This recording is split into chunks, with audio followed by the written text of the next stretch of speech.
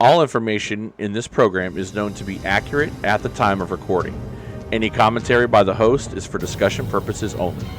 Anyone labeled a person of interest by the host or family has not been charged with a crime. All suspects charged with crimes related or unrelated to a case covered are innocent until proven guilty in a court of law. Opinions and views expressed by the host do not represent views of the families or sponsors of this program. In the U.S., there are over 600,000 missing person cases reported each year. Many go unnoticed by the general public and are not covered by the media or investigated by law enforcement. Here is just one of these stories. From Grimm Media, I'm your host, Steve Stone, and this is the Grimm Truth Podcast.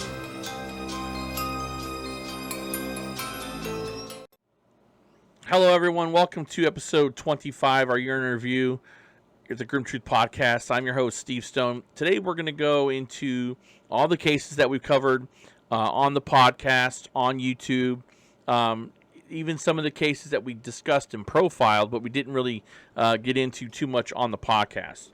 We had a huge first year.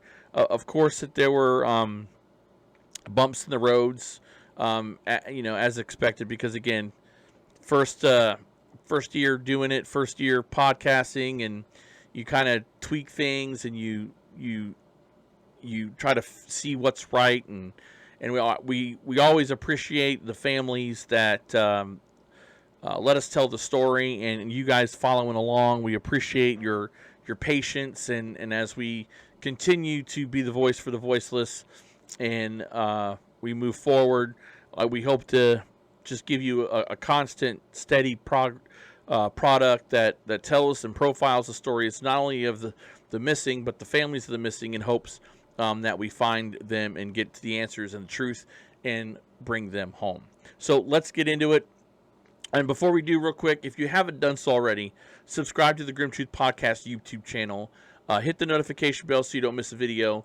Like and comment. We got to keep messing with that YouTube algorithm, because the more likes, the more comments, the widespread this channel becomes, and more people that follow, more and more people listen to stories, and it increases the possibility that someone out there may know one of these cases. So let's get into it. One of the very first cases I covered, it was the very first case I covered, and I covered it extensively, was the case of Chris Sanders, a.k.a. Dog. We covered him in episodes 1, 8, and 20. He went missing from Monahans, Texas on August the 13th, 2017. He's 5'11", 190 pounds, reddish blonde hair, blue eyes. Now, this case is one of those where you keep going, you keep investigating, you keep researching, and you notice that the things you initially thought might not be the case, and we're going to get into that as we summarize. The first and foremost thing was, at the very beginning of Chris's case, you're told that there was some kind of an argument or dust-up between Chris and his wife, Angela Sanders, is pictured here. And there was a dust-up. There was some kind of an argument. And in my interviews that I did with Angela, she said, nope, that they weren't arguing. Chris was mad about a per diem that he was supposedly supposed to get, and that he wasn't arguing with Angela. They were just discussing the per diem.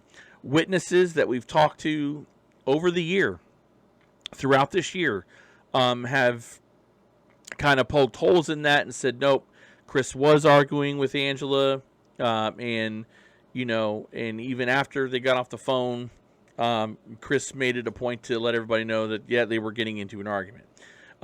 It got so bad, apparently, according to witnesses, even his uncle, that they had to ask Chris to go and take it somewhere else. Now, a lot of what we were told was, after this argument, we don't know if everybody goes their separate ways, or at the end of the night that they're having this little, it was just everybody hanging out. It wasn't necessarily a barbecue or a get together. They're just hanging out, talking and drinking some beers. Eyewitnesses say Chris was drinking. One said he wasn't. And so it's just this back and forth. The one thing that we were constantly told was that Cody Penny, which is Chris Sanders' nephew, he said that that everybody said that Cody was the last one to talk to Chris. Nobody else talked to Chris. It was Cody. Cody talks to Chris. Chris tells Cody, according to the story, "Hey, leave me alone. I'm going for a walk. I'll hit you up when I get back." And that was the last anybody heard from Chris.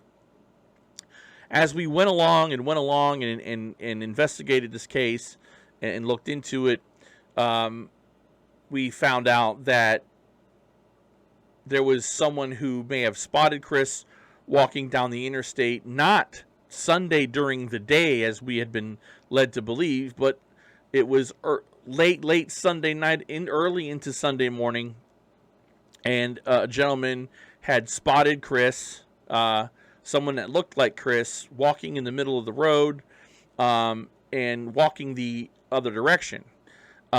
We also learned that it's believed that Chris may have not left and gone for this walk or left the property at Sunday morning during the early morning hours, 9-ish, that it actually was more like midnight Sunday morning.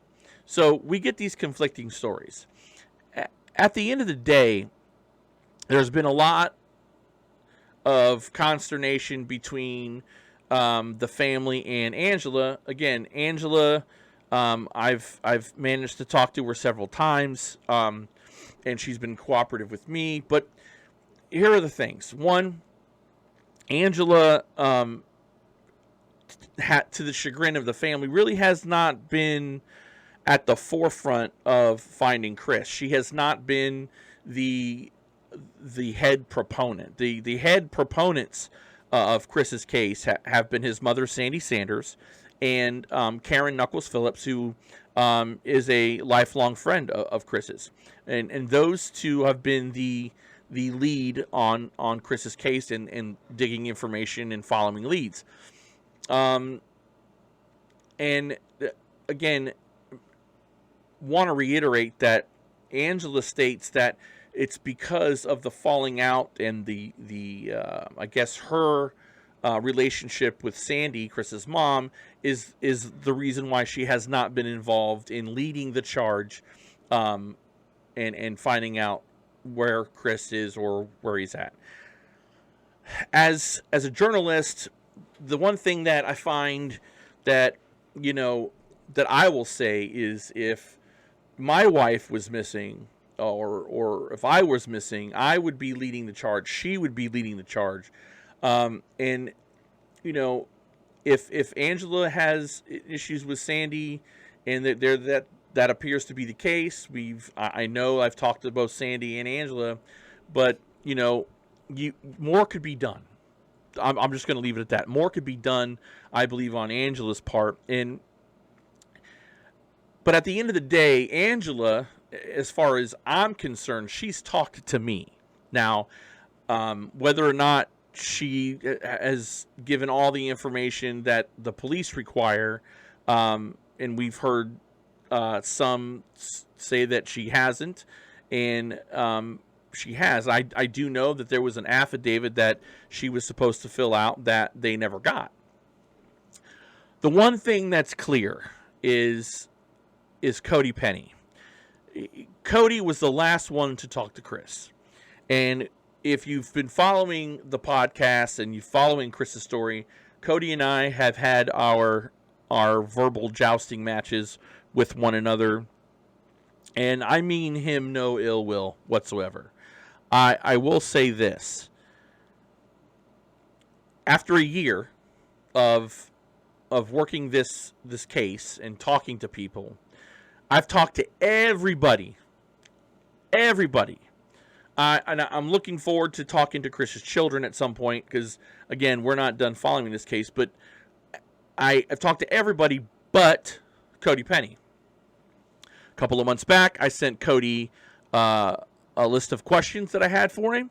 They weren't brain teasers or anything like that. They were just questions, simple questions.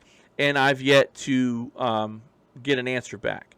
Now, I understand Cody might be going through some personal things, but these aren't hard questions. These are pretty easy questions. He was never questioned properly by the Moynihan's Police Department or the Texas Rangers. Matter of fact, they haven't done jack diddly squat really in this case, and I've had my conversations with them on their particular reasons why, and no matter what their reasons, they really haven't done enough, and that's just the bottom line in this case. But neither has Cody, and if Cody was the last one to talk to Chris, and he's the one, he's the key, whether he believes it or not, he is the key. But if you are not talking, if you don't want to say something, then either you have a soulless black heart and you don't give a shit, or you're hiding something.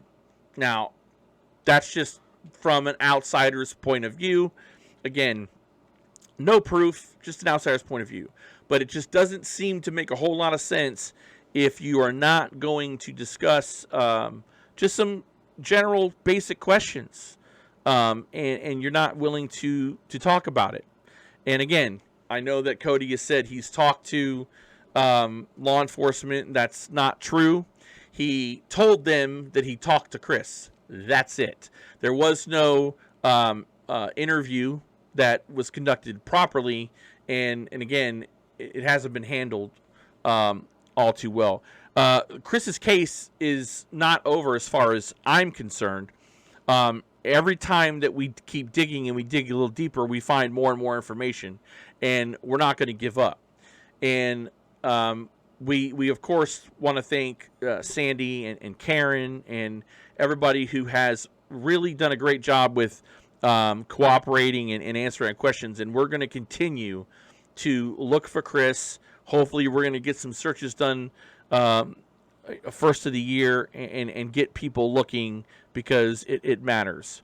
Christopher Sanders, again, went missing in Moynihan's, Texas, on August the 13th, 2017. He's 5'11", 190 pounds, reddish blonde hair, blue eyes. He's missing his teeth at the top. He has tattoos on his chest, arms, and stomach, leg. If you have any information on the whereabouts of Christopher Sanders, please contact the Moynihan's Police Department, who are eagerly waiting your phone calls at 432-943-3254. Again, 432-943-3254. And guess what? You can remain anonymous. I always say it. It's true. You can email me, stevestone@thegrimmtruth.com. You can you can get me on Facebook at The Grimm Truth. There's a lot of ways to get in touch, but really, really, really call Moynihan's PD.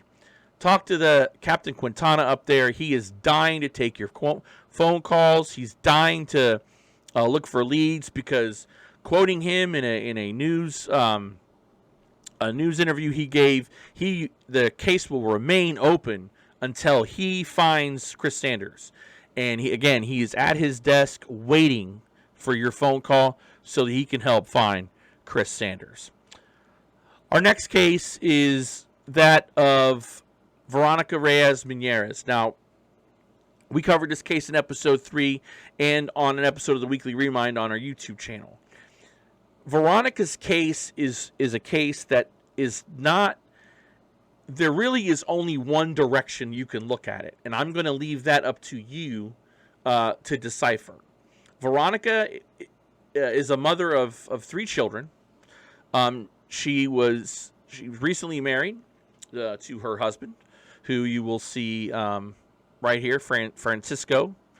And Veronica went out to dinner. She went out to dinner with some friends. She had dropped her youngest child off, she had dropped her 2 children off at a cousin's or a sister's house. I believe it was a sister's house. And she went out and with some friends. On her way back home, she picked up her children and went back to the house. The story is that the kids were tucked in bed. Wake up the next morning, she's gone. No one's seen her and hasn't seen her since. The problem with this case is when Veronica went missing, there was a camera inside or outside of the trailer park entrance that caught Veronica coming back from picking up her children. And that same camera does not see her leave. Doesn't see anybody leave. It's just Veronica coming back when she came back with the children. The issue I have is if Veronica left that trailer park that night, common sense dictates you go out that entrance and the camera catches you. According to the initial report, one of the children stated that mommy went outside. But again, it's believed that is what the husband, Francisco, stated happened. Now, Francisco was in line to adopt the kids from a previous relationship, and those were the two kids that were dropped off at Veronica's sister's house the night she went out and disappeared. The other thing I want to mention too is there was an adoption. He did go ahead and adopt the kids, but that's it. Now, Francisco there, if we go back to his picture, he went on a fishing trip that weekend, a couple days after Veronica went missing. And that's it. Nobody knows where Veronica is. She's still missing. Family's still wondering. And again, you really can only surmise where Veronica went and who may know about her whereabouts. And here is what we know. She's last seen coming in on camera. No one sees her again. One of the children says she went outside. And what about Francisco? Now, no one has called him out. No one has said anything. I'm just going to call it like I see it. Again, this is my opinion. I think he knows more than he's saying. I think that the key to where Veronica is in his head and behind his teeth. And at the end of the day, those questions have to be asked of him, and those answers have to come from him. Veronica Reyes from Dover, Florida. She went missing on January the 18th, 2020. She's 4'11", 150 pounds, brownish burgundy hair and brown eyes. She did wear glasses. Again, according to the video footage, Veronica was last seen returning home with her kids, and that's that. She was not seen leaving. If you have any information on the missing persons case, Veronica Reyes, please contact the Hillsborough County Sheriff's Office at 813-247-8000. Again, that's 813-247-8000. You can also email me, stevestone at thegrimmtruth.com. And as always, you can remain anonymous. I just want to say that this is a case that can easily be solved if you look into the right direction. And there aren't any other people, any other leads, any other places to look other than talking to the people closest to Veronica. Our next case that we covered was that of Misty McGinn. Now, Misty has a sister, Maggie, who also was missing, and she was found a couple of months back, and she's home with her family. But we're still looking for Misty. This is another one of these cases we covered early on episode 4. She's now an adult. Now she's now 18. She does suffer from mental health issues, and that's been part of the problem. With Misty, with her case, the cops, because she had run away before, she had gone and left and come back. There was this, well, she's done this before, she'll come back, and now that she's 18, she's not a child anymore. She can do what she wants. She's 18, that same old line. But the fact remains is that people with mental health issues, they are vulnerable, and they don't make the calculated and best decisions that regular, older adults can make. And again, she was a child when she went. She was 17 when she went missing. She wasn't an adult. She wasn't, making adult decisions. And I think that her case has suffered dramatically because of past history of running away and so forth. But she's still out there. She's still vulnerable. She's still missing, and we need to find her. She's missing from Rice, Texas. She went missing on April the 19th, 2020.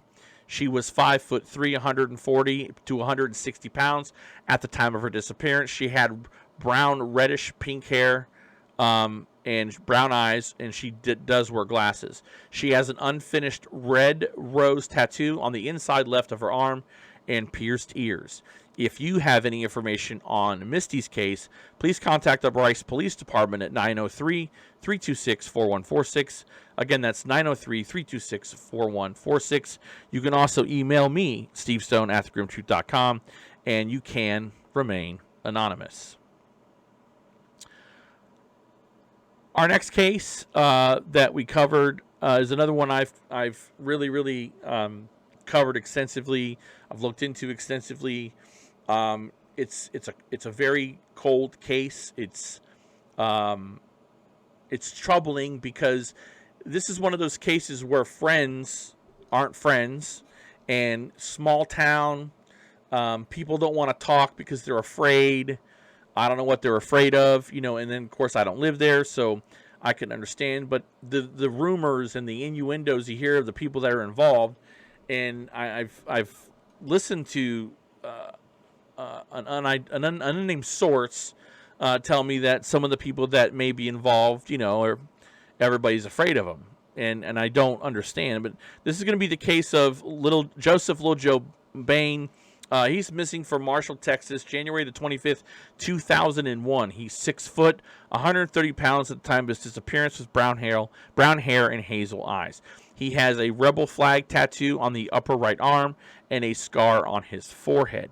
Now, Little Joe was living with this man at the time, Jason Coley Briggs, and his girlfriend, Angelia Phillips. Now, Coley and Angelia were staying at Coley's mom's house, and Joe was staying there also.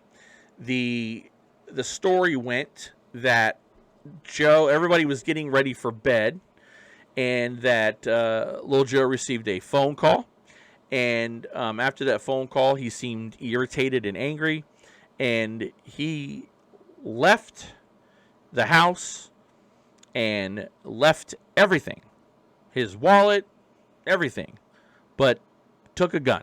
That he had a weapon of his own, and he took that. So he left just without his wallet, cigarettes. The guy smoked, and I don't know about you, but my wife smokes, and if she leaves the house without her cigarettes, it's red alert. So that didn't make sense. So when Coley was asked questions, and that's the story. He left, and that was all. They didn't see him anymore after that. When we got on the case, we tried talking to Jason Coley Briggs, and at first we had an understanding, and he would, he didn't want to go on the podcast. He would answer my questions. He put me off. And finally, we got in touch with him, and he told me that he wasn't doing it, and he blocked me. And then I tried reaching out to his girlfriend at the time, Angelia, and she also was non-communicado. We couldn't get in touch with her. She refused to respond to me, and we can't get her information. Here's the thing. As we got going on with the case and we started talking to different people, a story had floated out there that it was possible that Little Joe never left the house that night. Somebody came to him, and there was a disagreement, and little Joe was removed from the house. Now, a young lady who injected herself into the case is going to be Melissa Dunn. Now, you see the spelling of the name there. That's not how I spell it. That's how it's spelled on Facebook. Now, this young lady injected herself in the case and said that she knew who did it, and that she told an anonymous source that how it went down and who was responsible. We have no way to back any of this up. That's why we haven't really put the information out there. But here's the thing. Little Joe's missing for over 20 years. And Marshall is a small town. It's not a big town. But everybody knows everybody there. There's a bunch of cowards that live in this community, because the family has wanted answers for years and years and years and years, and they don't get them. And of course, you've got cowards that have the answers, that obviously somebody's talking, and nobody wants to step up to the plate and end this family's suffering. And it doesn't take a rocket scientist to figure out that somebody in that small town has all the answers that the family needs, and they're just letting it go because they believe Joe is not important enough for anybody to go look for, or for anybody to miss. And that's where they're underestimating the people that are looking for Joe, including myself and Joe's family. If you walk through, what we know, so Joe gets a phone call. He leaves without his wallet. Coley was out there one day helping look for Joe and passing out flyers. Then he moves. Coley and Angela will not discuss the case at all, won't cooperate. They haven't been re-interviewed because nobody believes in re-interviewing anybody anymore when the case goes cold. And Melissa made statements to others that she knows what happened to little Joe. Now, this is from different sources, more than one. But just like in Chris Sanders' case and just like in this case, I don't understand, if it goes cold and stale after a while, why we're not interviewing different people or re-interviewing the same people, trying to, get the case fresh again. It's always a good policy that when you have a case that's gone stale and you're not working the case, to start from scratch. And that's not what's being done here. So at the end of the day, Joe's case it seems like we're farther away than we were when we started covering the case.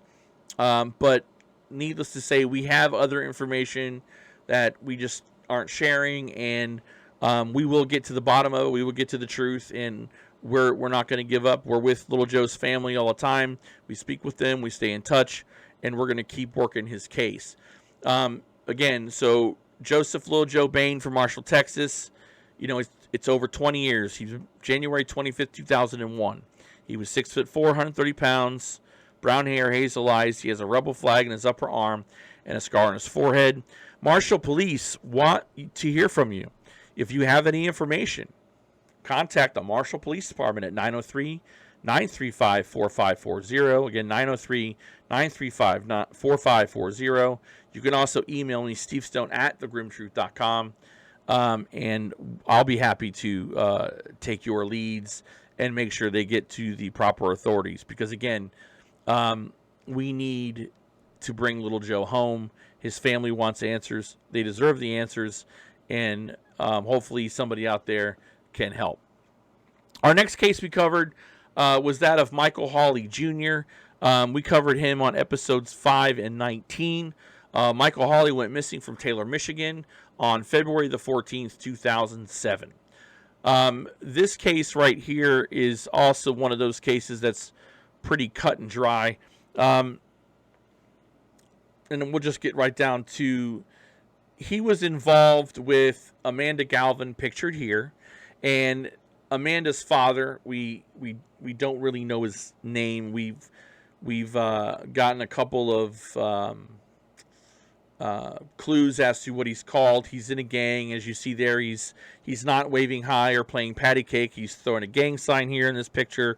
And so when Michael was seeing Amanda, the relationship seemed to be really both verbally and physically abusive. And what I mean by that is Amanda was just using her father as a tool of abuse, and Michael was getting beat on the regular. And one of those incidents where Michael was really messed up, he was really beat up, broken ribs, black eye, and there were a lot of people that were telling him, "Hey, you gotta go to the police."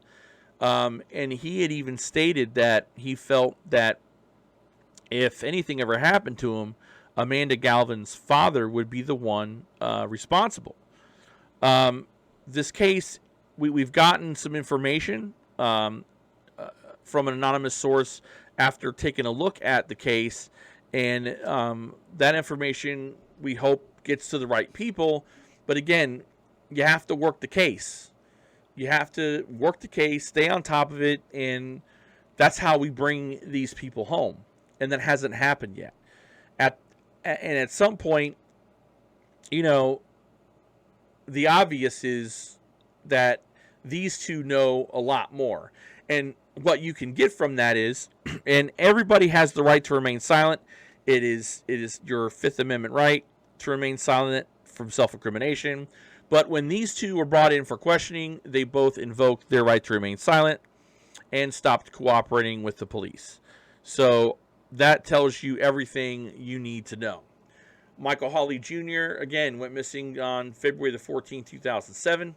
He was 5'7", 130 pounds, brown hair, brown eyes at the time of his disappearance. Michael was last seen leaving a friend's house near Cypress Street and Telegraph Road with his girlfriend, Amanda Galvin. And this was after, days or a week before this, he had a physical altercation with the father where he severely beat Michael up. And he's not been seen or heard from since. Please, if you have any information on the whereabouts of Michaelawley Jr., you can contact 1-800-SPEAK-UP, 1-800-SPEAK-UP, or you can email stevestone@thegrimmtruth.com. Michael's case, again, is one of those where you really don't have to look too far to see what might have happened. And at some point, again, I don't know if the cops are waiting for a big neon sign or something like that to look for clues, but apparently this family's connected with, and we're talking about Amanda and her father. They're connected with the gangs, and people are scared, and I understand that, but it takes one brave person to bring relief to a family that needs it.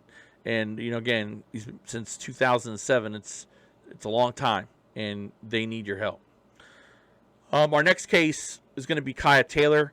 She was profiled on episodes 5 and 14 on the podcast.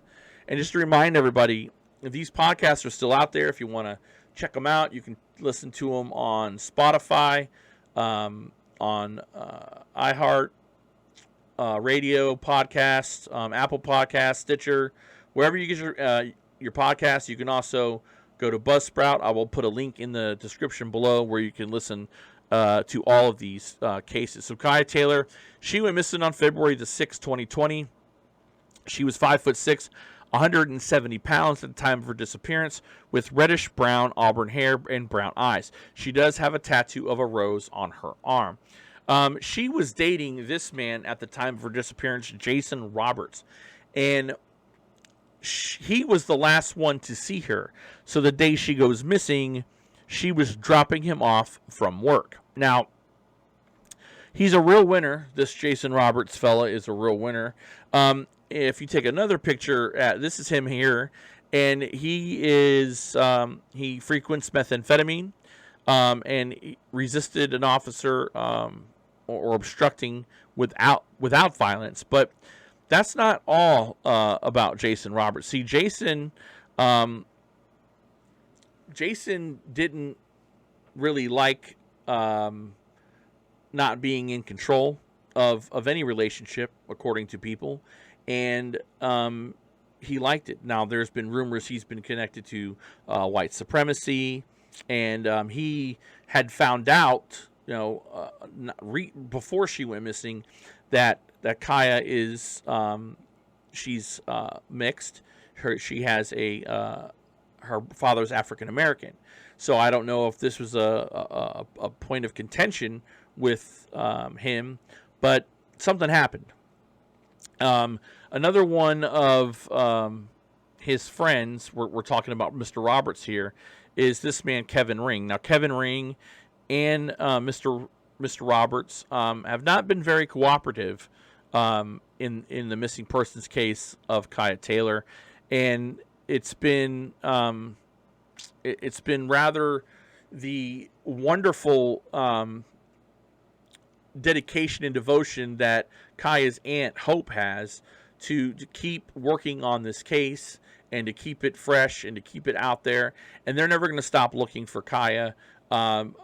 Having spoken to them many times, I know for a fact that they're working diligently to continue to search for Kaya. And it's only a matter of time. I mean, it's only a matter of time. And again, it's really odd in cases where people don't cooperate. Now, again, everybody's innocent until proven guilty, and no one's been charged with any crimes. I just find it very, very difficult to understand why, if a person's being questioned in a case, they don't want to, they just, nope, not talking. Nope, not cooperating. Why is that? And I think that we don't have to guess too far as to why none of these guys want to cooperate. So what we know is Jason Roberts is the last person to see Kaya. She drops him off at work. Her car is left on railroad tracks. And then the car was moved. So the car was moved by law enforcement because why? Because it was a danger. And it was a danger because it was a railroad, it was on the railroad, but the railroad hadn't been used in a long time. So they moved the car. So any evidence that was in there, possible contamination. Jason Roberts and Kevin Ring have not been cooperative. And also, it had been rumored that Jason had been domestically violent with Kaya in the past. And so, again, I don't know why you don't cooperate if you didn't do anything wrong. And the families of both Roberts and Ring are defending that. And of course, they're going to defend their children. But again, if they didn't do anything wrong, why not cooperate? That's just a question we'll leave to the viewers and let you guys make a decision on that. In the meantime, Kaya is missing and the family needs our help. If you have any information on Kaya Taylor, please contact the Hillsborough County Sheriff's Office at 813-247-8000. Again, it's 813-247-8000. Email me, stevestone@grimmtruth.com. And as always, you can remain anonymous. Our next case that we're going to get into is another case where people just don't want to cooperate. This is another very cold case.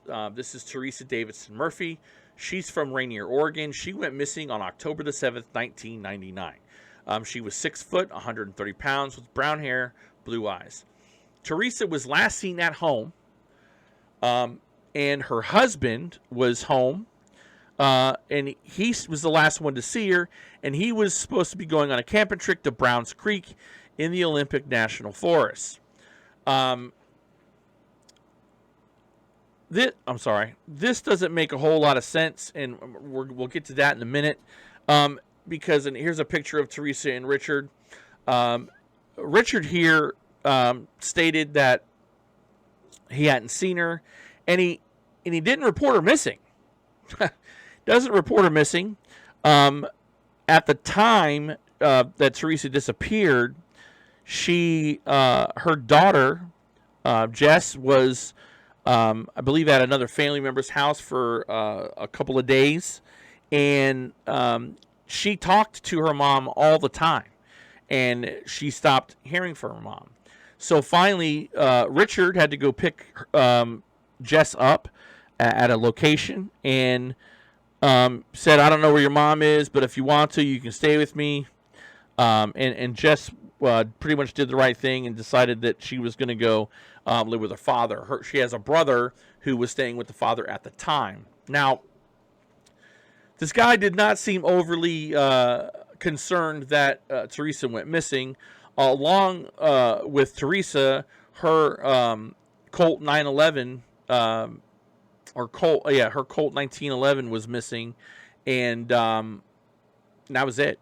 Now, Mr. Murphy has not been cooperative with law enforcement, and on top of that, he still has a bunch of Theresa's things, we believe, and he just has not been too interested in whatever happened to his wife, and it doesn't make much sense to anyone why no one will want to cooperate. If you loved somebody and they're missing, why not help out? And he has just not helped out. He's not looked for her. He's not done much of anything but get remarried.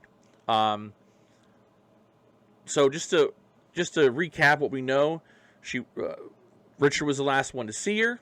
He was supposed to go camping at the time of the disappearance. Her Colt 1911 was also missing along with her, gone, and Richard just hasn't cooperated. He's not looking for her, and he has since remarried.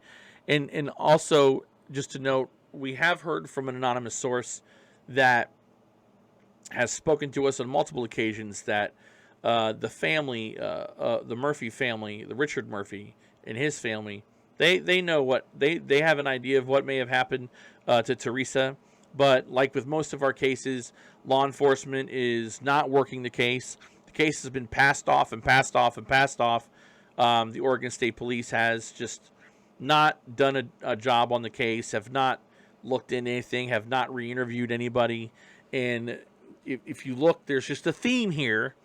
And the one thing about this case is different from most is Theresa didn't have all these stigmas that are attached to the case. They just aren't working it. The only thing is she's over. She's an adult. She can do what she wants. But man, I tell you what, I'm not a professional missing persons detective, but I know I'd be re-questioning a whole lot of people, and that's just not happening there. If anybody has any information on the disappearance of Theresa Davidson Murphy, please contact the Oregon State Police. They are itching for your call. They're itching for some leads so they can get to work on this. You can call them at 503-731-3020. Again, that's 503-731-3020. You can email me, stevestone@thegrimmtruth.com, and you can remain anonymous. Listen, someone's got to say something. Someone's got to be brave enough to say something. I know that there are people out there that know what happened. We've spoken to a couple of people, and we need them to come clean and go to the authorities and say what they know. And until that happens, Jess and Jess's grandmother, Theresa's mother, aren't going to get the answers that they need. Our next case that we covered on episode 7 and on the Weekly Remind was that of Eric Alvarado from Atlanta, Texas. He went missing on November the 20th, 2018. Eric was a wonderful tattoo artist. He everybody wanted tattoos from Eric. He's a very talented guy. But also he supplemented his income by other things that weren't necessarily legal, but we don't judge here at the podcast. We just want to find missing people. And there are a lot of rumor and a lot of issues at the core of this case, and that we don't know much. We did interview his wife, and she told us what she remembers happening is that somebody had come over the night of, and Eric was hanging out with them, and then The wife went back to sleep. She wakes back up, said he was acting kind of strange and needed a can of dip or chewing tobacco. And Eric was a homebody, so he didn't really leave. He wasn't a guy that would leave the house a lot. But apparently got in his Jeep. He had 2 large dogs that were with him. And according to his wife, when she realized that he was gone for a longer period of time, she called the police. And it's at this point when they find the Jeep and the dogs, which are deceased when they find them, in another state. I believe it was Arkansas. And the keys to the Jeep were hanging on a fence. And that's it. There are people that know also what happened to Eric Alvarado. And I tried speaking with Eric's father. You know, we talked on the phone. I wanted to have him on the podcast, but unfortunately, after conversation with the family, they didn't want to do the podcast. One of the regrets I have with Eric's case is I should have talked to Eric's dad first, and I regret that to this day.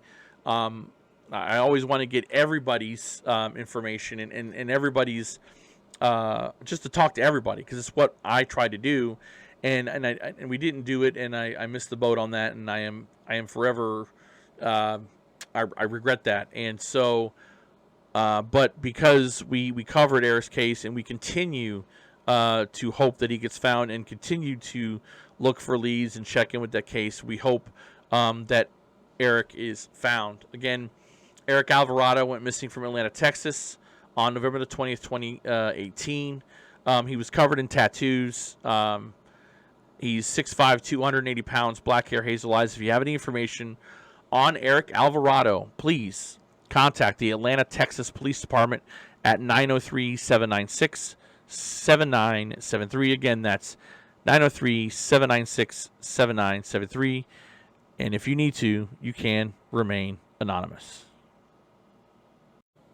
Our next case we are going to take a look at, we covered on episode 7 and on an episode of the Weekly Remind, and that's Kaleen Oling from Etna, Pennsylvania. This case is troubling, to say the least, and that is because of the events that have taken place since her disappearance. I can't even begin to tell you about this case before I tell you about this guy here. This is Michael Mano. Anyway, this guy is a career criminal. He is a subhuman, and I'll get to that.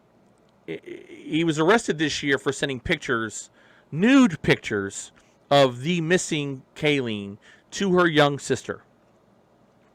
A minor at the time he has been arrested. He's got a lengthy rap sheet, and he's just a piece of crap. Kaleen and Michael had a relationship, albeit brief, and something happened. Kaleen wanted, I guess, they got into a spat, and she implicated him in a burglary or a robbery, and that upset Mr. Mano, and he wanted to just kind of, according to the story, he wanted to kind of just, get rid of dealing with Kaleen, and they were supposed to meet up so that she could get her stuff back. And what ended up happening is she disappeared. And there was a conscious effort, because everybody in the area pretty much had the feeling that this piece of crap had something to do with Kaleen's disappearance. And there's been, they were doing protests outside of his home. He's not a nice guy, and he has said derogatory things to the family, to Kaleen's dad, just to everybody in general. Now, the issue is definitely this guy, and there really isn't a whole lot to look at in this case other than this guy. So again, they had a brief relationship. They had a falling out. Kaleen implicated him in a robbery, and then they agreed to meet up. And the cell phone pings that were looked at, they were together at some point. That's factual. But again, he denies any involvement. Of course he does.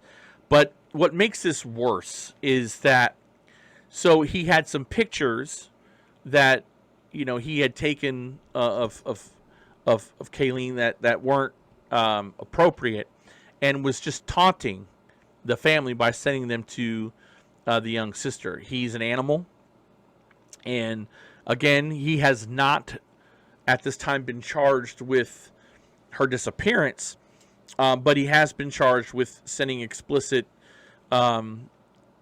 material to a minor, the nude photographs, and that's where we're at in this case. I tread lightly on other things because there's a lot of rumors and stuff going around, and at the end of the day, this girl is missing. Her family, they all care about what happened to her, and I think that it's sometimes these missing persons cases get to the point where it can tear a family down and tear them apart, and people, just they don't know what to do, and it's unfortunate. But we need your help in locating Kaleen, and if anybody has any information on her missing persons case, you're asked to contact the Allegheny County Homicide Unit at 412-473-3000. Again, that's 412-473-3000. You can email me, stevestone@thegrimmtruth.com, and you can remain anonymous. And I just want to say that I hope that there's, with all of our cases, some sort of resolution to this case. And if Michael Mano or however you pronounce that monster's name, if he's responsible in any way, shape, or form, he needs to be put underneath the jail.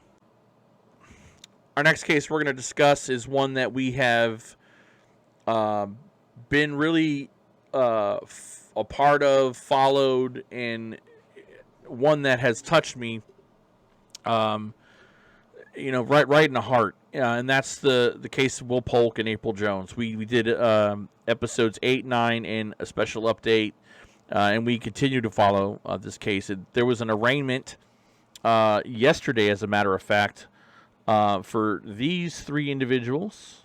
Let's get that up on the screen.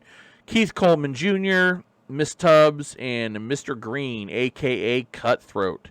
Yesterday, there was an arraignment for all three, or a preliminary hearing, rather, and they were held without bond, as they should. They're going to remain behind bars, and then next step is there is a grand jury being convened for these three. Now, this case has been not your average missing persons case.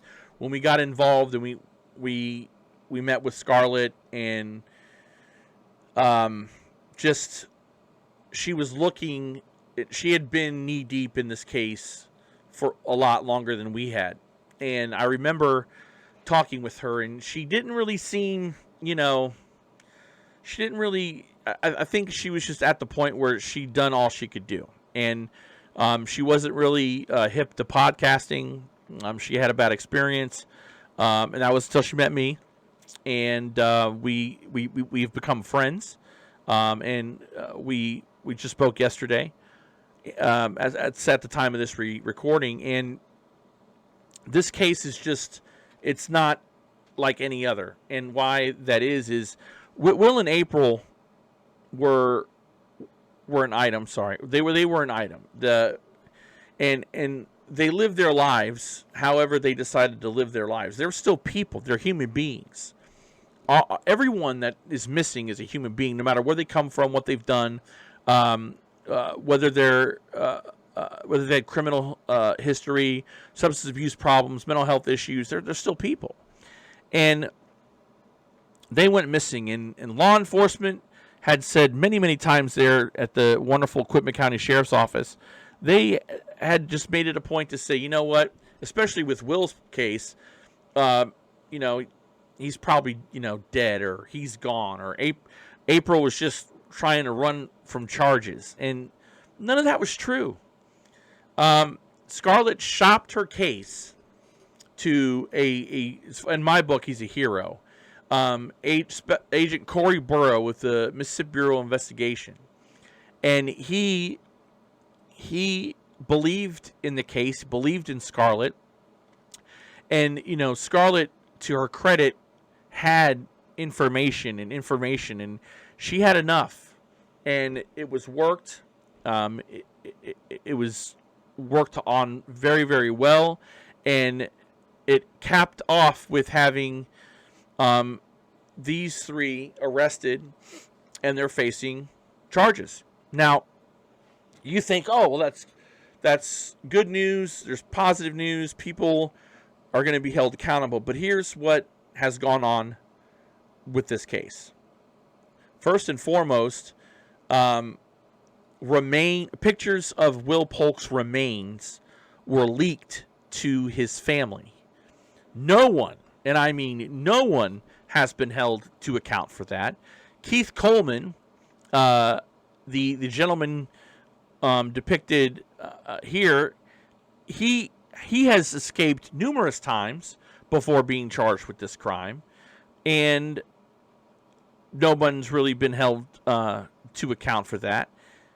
And there are other people out there that have had involvement, knew about what was going on, and they're not charged. No one's charging them. And finally, to top all that off, April Jones' remains have yet to be recovered. Now, it was my understanding, sources within Quitman County stated that some of the people that were not charged were cooperating with the investigation that were going to lead to finding April's remains. That's not happened. April's still out there. And only partial of Will's remains have been found. So at the end of the day, there's still a lot of unanswered questions. No one has been held to account for the sloppiness and the shitty way that this case has been handled. The only thing that I'll say is Agent Corey Burrow is a guy that I think needs to, when and if he retires from MBI, needs to go around and school and teach law enforcement agencies how to show compassion and listen to missing persons members and families, and show them that work, if you work hard enough and you listen to the families, that cases can be solved. And there's, I mean, it's obvious that this is not the outcome that either one of these families wanted. However, they have answers, or they have some of the answers. I don't like the word closure because I think it's cliche, and there's never closure. People still live with the loss of a loved one, but they have answers, and that's what people want, are answers. And we're not done with this case. We have, I'm sure we're looking at 3 hearings, three criminal cases, and we're in it for the long haul. And again, we always want their families to know, Will's family and April's family, that we're going to follow these cases very, very closely and bring you all the latest information when we get it about their case. Another case that we covered, we didn't really investigate, but we covered it, and that's the case of James Escalante. And this was an episode of the Weekly Remind that we did. Heather Escalante is the daughter-in-law of James. James went missing out in California. He's Native American, and he goes missing, and it's really weird. So the story goes that these friends of his, these three friends right here, there was somebody who needed help, and James was on his way to go do that, and he gets lost.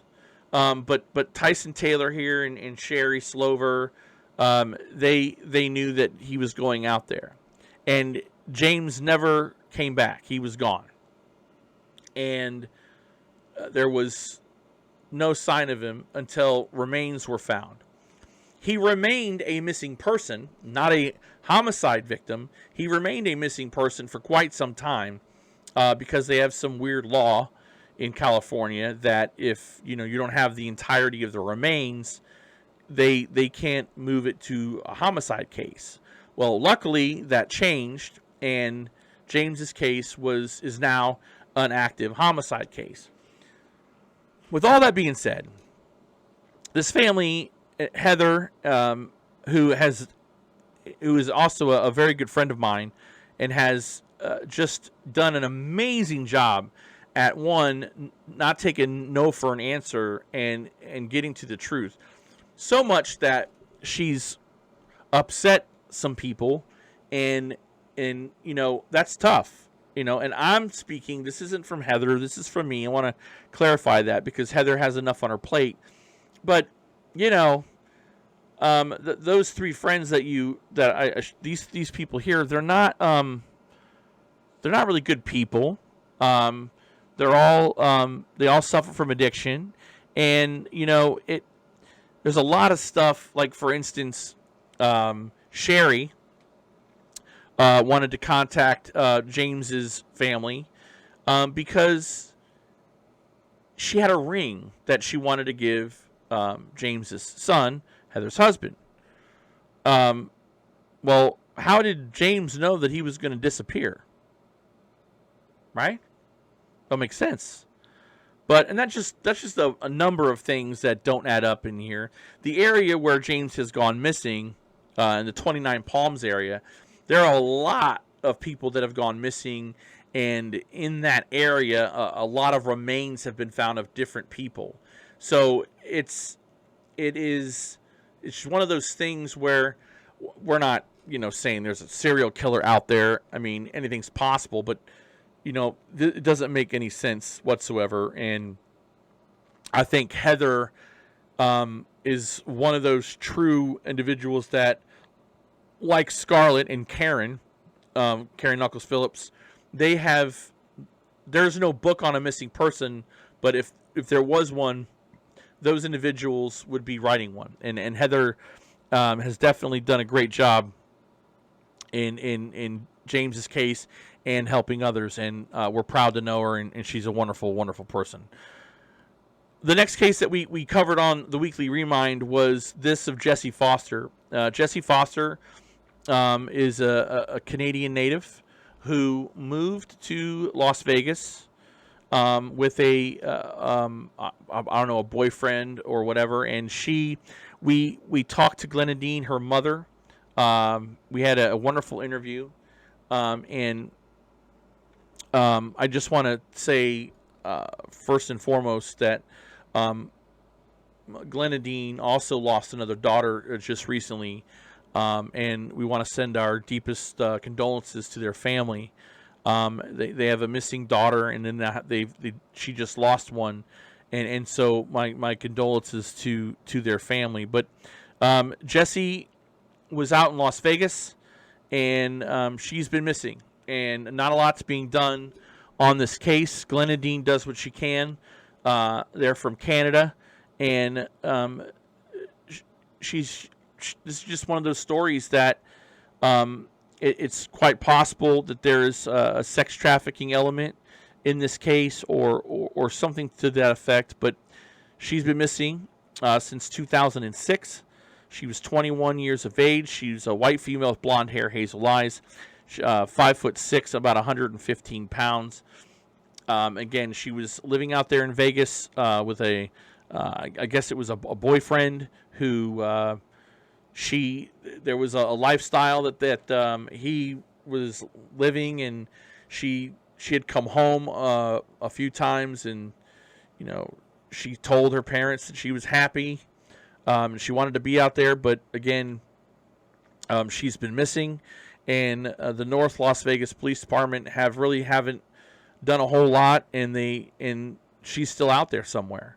If you have any information on Jessie Foster's case, please contact the North Las Vegas Police Department at 702-633-9111. Again, that's 702-633-9111, and as always, you can remain anonymous. Our next case that we covered is one that I worked tirelessly because there was no police involvement. There was a missing persons report done, but there was no investigation into the case, and that is the case of Andrew DeWeese. Andrew DeWeese went missing on September the 12th of 2020. And this is the case that really irritates me. And why it irritates me is Andrew had a lot of friends. A lot of people he thought were his friends. And it is my opinion that it was these people, these so-called friends, that are behind his missing persons case, and I believe to be his homicide. I spent a lot of time on this case, and he had associations or knew some people that were in the NAE, the New Aryan Empire. It's a prison gang. They're a bunch of garbage. If you look up the New Aryan Empire, especially in Arkansas, lots and lots of their members have been arrested for drug trafficking, homicide, peddling drugs, you name it, they've done it. And it's been, it's just a treasure trove of human beings that it's a cross between watching Deliverance and people playing Leapfrog back there. And suffice it to say that I get a phone call from a friend of Andrew's, and I start interviewing people. Andrew has two brothers, and one of his brothers, at the time, both of his brothers were incarcerated, Josh and another brother. And there was this widely speculated rumor that the DeWeese brothers, Josh and I can't think of the other one's name right at the top of my head, but they were responsible for Andrew's death. And this was a rumor that was all over the place. And I talked to Josh one time. That was like the day he got released from jail. The first time, if I'm not mistaken, I heard he's back incarcerated. But and then I heard the rumor that the NAE was responsible for his death. And I talked to a lot of people. And as I started talking, and as we started listening to a lot of the ones that really, really cared about Andrew, it came back to, I'm sorry, excuse me. It came back to Nicole. And Nicole was the girlfriend at the time. And she was one of the people that wouldn't talk to me. After every time I tried to contact Nicole about Andrew's case, something happened. Phone didn't work. There was just a bunch of reasons why we couldn't connect, and unfortunately, never got to talk. She was in jail for some unrelated charges. I just found out a couple of days ago she's been paroled, and So here's what we know. Andrew's case boiled down to the rumor mill boiled down to of some kind of missing drugs or missing money, and it was being pinned on Andrew. And Andrew was in a car with Tiffany and another girl. If you followed this case, you know the names. And the car broke down. Somebody called the police. Andrew was had a warrant out for absconding, and he did not want to stick around. So the story was he left. Now, the problem with that story is that there were several people, including Nicole, who had made statement to the effect that Drew, they knew where he was and that they needed to get money to save him or somebody was going to kill him. And then at that point, and Nicole is to have said this. An anonymous source straight up said that she was to have said this, and but that never happened. Instead, after Andrew went missing, Nicole went on this whirlwind trip on the West Coast, and she said she was looking for Andrew, but it's pretty safe to say that Andrew never made it out of Arkansas. And then we get the new Aryan Empire angle that a lot of people had a lot to do with this. And another anonymous source came forward. And this source to come forward was an act of bravery with everything going on. And we started narrowing down a timeline and names of people. And I'm not going to be naming any other of those names because there has now and has been an investigator investigating the case. And we thought that this was the break that we needed, the sunshine through the clouds, and that this case was going to get solved and we were going to find Andrew. Well, that is yet to been the case. There's been hardly any movement since, and it's very upsetting, to say the least. There are a lot of bad people out there in this group, this new Aryan Empire, and they're and I hate to be derogatory, but these are people that they're out there on meth, and they think that they can just do whatever they want to whomever they want, threaten whomever they want, and they treat women like crap. There's rumors of women in cages and all this other stuff, and there are names of people that have been given by. I have given the names to the Arkansas State Police, and my final statement on the Andrew DeWeese case is this: we have given them all the information to look into this case, and I hope that they are continuing to investigate this case and that they're not giving up.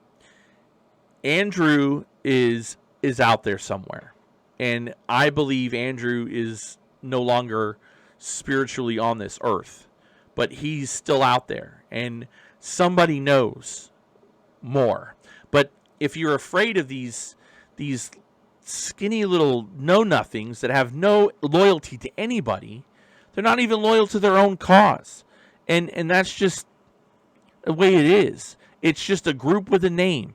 Might as well call them the Dirty Diaper Gang, because that's what they are. They're just a bunch of animals who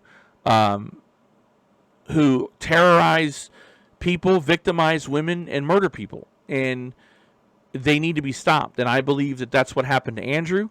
I believe people know, and we need something done about it. Andrew was a guy that had wonderful charisma. He was, in my opinion, he was a ladies' man, and he was let down by his friends. His friends let him down. The people that said that they liked him and loved him, They didn't. He was befriended, and I think that he met a bitter end, and we need to find him. He went missing on September the 12th, 2020. He was 5'10", 130 pounds, with black hair, brown eyes. If you have any information, you can call the Crawford County Sheriff's Office at 479-474-2261, or you can call the Arkansas State Police. But I would rather you email me, stevestone@thegrimmtruth.com. That's stevestone@thegrimmtruth.com, or hit me up on Messenger @thegrimmtruth, and I would love to talk to you. Our next case was the case of Kaleen Knudsen. He went missing from Marlington, West Virginia. With Kaleen had recently had a child. His wife, they were trying to make it work. He had a substance abuse issue that he was working out, and this story is pretty much cut and dry.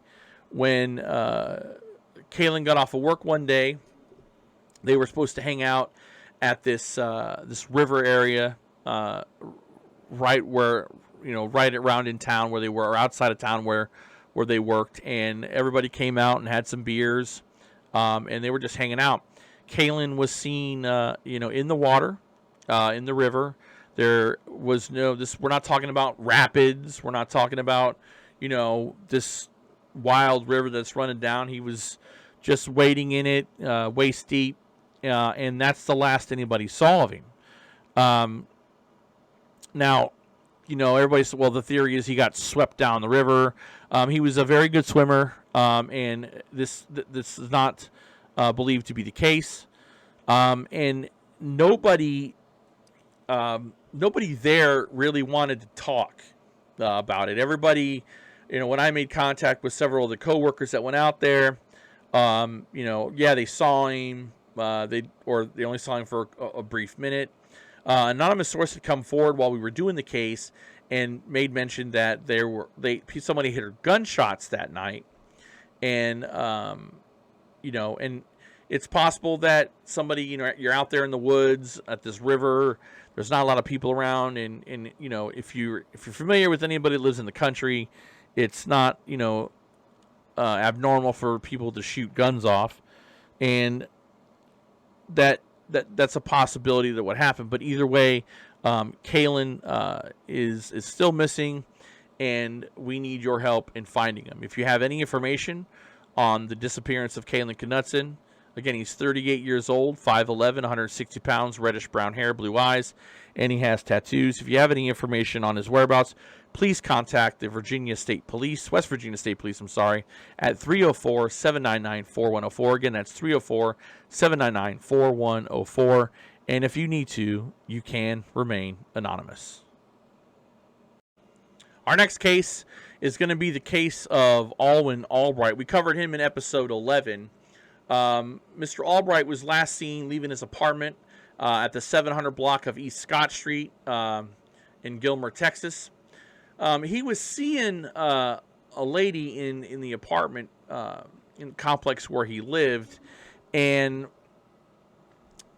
there was an issue about a car that he was paying for. So there was a private sale where he was making payments on the car, and what ended up happening was she drove the car, and there was this dust up over it. And apparently, what happened was that Mr. Albright and this lady, a friend of his, got into an argument, and he has not been heard from since. When I talked to the family back when we were profiling the case, they were looking for cell phone pings and the like. He was seen on camera walking around the complex right before he went missing and then disappeared. And not much about this case has been nothing. But the case has been able to come out, or no really massive updates of anything, and he's still missing. This was a case that was brought to me by the Missing East Texas 8 and Beyond. That's the group that's headed by Karen Knuckles Phillips, Alyssa, and Tracy, and they do a great job. Mr. Albright is 5'10", 250 pounds. He's gray hair and blue eyes. This guy is a very nice man. He talks to everybody. He's just a very, very nice guy. There's $1,000 rewards for any information that leads to finding Mr. Albright. If you have any information, please contact the Gilmer PD at 903-843-5545. Again, that's 903-843-5545. Again, Crime Stoppers is offering a award. You can contact them at 903-845-3131. Again, that's 903-843-3131. And then finally, Detective Murray, 903-843-5546. And that's the case of Alwyn Albright. And we hope that if anybody has information on the whereabouts of Alwyn Albright, please contact those numbers. And the family just wants answers and they want him back. Jacob Paddock Weeks, episode 11. We also, his father is, George Weeks, is one of the just nicest guys. And this is another case that really floors me. Why that is Jacob was involved in what appeared to be a one-car accident. And so February the 2nd, his car is involved in this one on this road, and the car runs into the guardrail and so forth, and that's it. There's no Jacob. And the problem with this case is there are no leads. There's no leads. The cops aren't doing anything. They have nothing to go on. While I was working on the case, I located Jacob's truck, or his car, and the truck. I located the truck, and it was in a salvage yard. The family, hadn't been told much, and the car wasn't swabbed or anything like that. There was no forensic evidence taken, and Jacob disappeared. Now, the law enforcement has always been under the impression, this kid gets into a car accident, he's just running from the cops. And that's not the case here. And this is another one of those cases where if you ran out of leads, then start over and rework the case like you just got it. And that's not happened here. And we need Jacob found. We need answers. We need people. Someone has to know where Jacob Paddock Weeks is. And the only way we're going to get any information is for people to come forward. He's been missing since February the 2nd, 2019. He was 27 age at the time of his disappearance. 5'8", 140 pounds, blonde hair, blue eyes. He has several tattoos: Warrior on the right forearm, Colorado on the left forearm, Spade with Love Life on the left side of his abdomen, a skull holding tire with wings and flames on the left calf. If you have any information on the whereabouts of Jacob Paddock Weeks, please contact the Jefferson County Sheriff's Office, 303-271-0211. Again, that's 303-271-0211. Or email me, stevestone@thegrimmtruth.com. Again, that's stevestone@thegrimmtruth.com. Message me at the Grimm Truth, and let's bring Jacob home. David McAllister, episode 12. Marilyn McAllister, his mother, has been another one of these just powerful people that's been at the forefront of David's case. He went missing on May the 11th on 2017. Here's this. This is a case where parents know more than law enforcement, and I mean that. Marilyn McAllister and her son David, they had a great relationship. So much of a wonderful relationship that David kind of overshared with his mom. Sometimes she didn't want to hear what he had, she didn't want to hear everything, but they had that type of a relationship. And David was also one of those, he liked to just be around nature. He liked to just kind of soak life in. That's what he did. And but this is a case where the law enforcement has run out of leads. They're not really going on anything, but they're also not listening to mom. And again, as we stated before, in a lot of these cases, if the case gets stalled and it's cold and it's not going anywhere, you go back and you start over. And again, that hasn't happened here.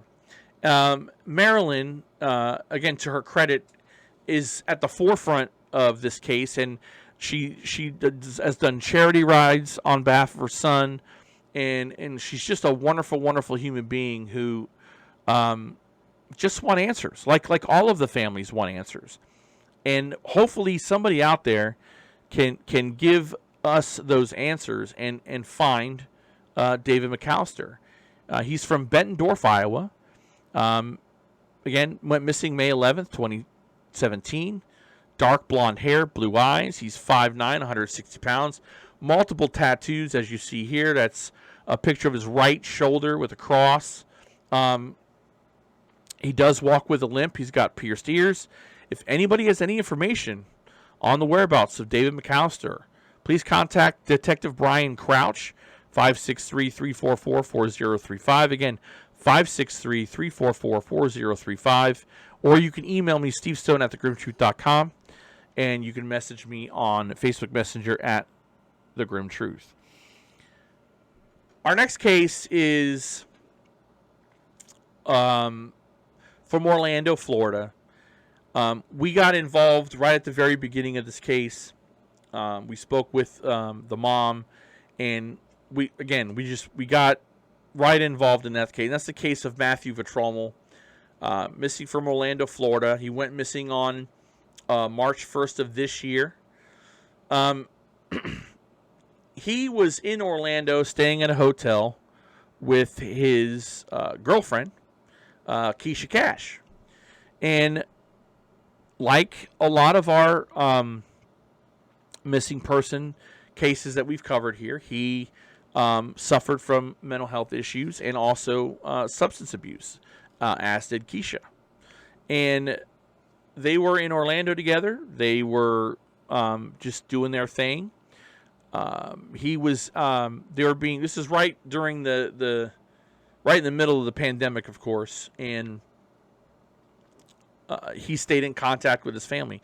The one thing about Matthew's case is his sister is like one of his payees on his disability check that he gets every month.